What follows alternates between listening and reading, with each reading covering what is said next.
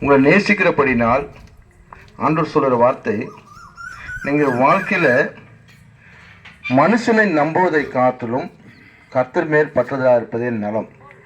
இன்னைக்கு அநேக மனிதரை நீங்கள் நம்பியிருக்கலாம், அநேக பேரை நம்பியிருக்கலாம், உலகத்தை யாராலும் நம்பியிருக்கலாம். ஆனால் அந்த நம்பிக்கை வீண் போயிடுன்னு சொல்கிறார். யாரை நீங்கள் அதிகமாக நேசிக்கிறீங்களோ, யார் மேலே அதிகமாக அன்பு வைக்கிறீங்களோ அந்த அன்பு கூட மாறிடும். இந்த உலகத்தினுடைய அன்பு எல்லாமே வேஷமாக இருக்கும், எல்லாம் வேஷ காட்டுறமே இருக்கும்.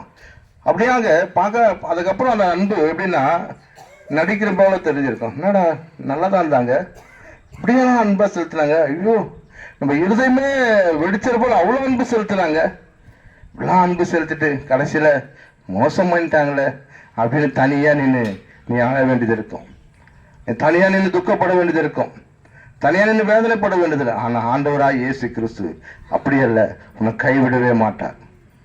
எந்த சூழ்நிலை இருந்தாலும் கைவிட மாட்டார்.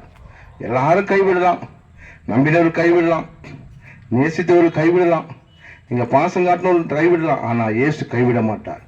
எந்த சூழ்நிலையும் கைவிட மாட்டார், எந்த நேரத்திலும் கைவிட மாட்டார். அவர் கைவிட்டு போகிறவரே அல்ல.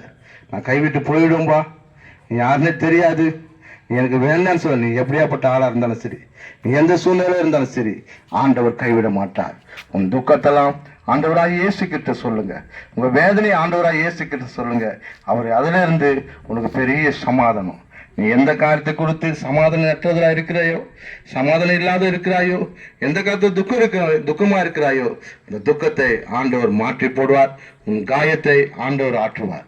உன் இருதயத்தில் பட்டிருக்கிற காயத்தை ஆண்டவரை ஆற்றுவார். அவரை நம்புங்க, அவர் என்னாலும் உன்னை வாழ வைப்பார்.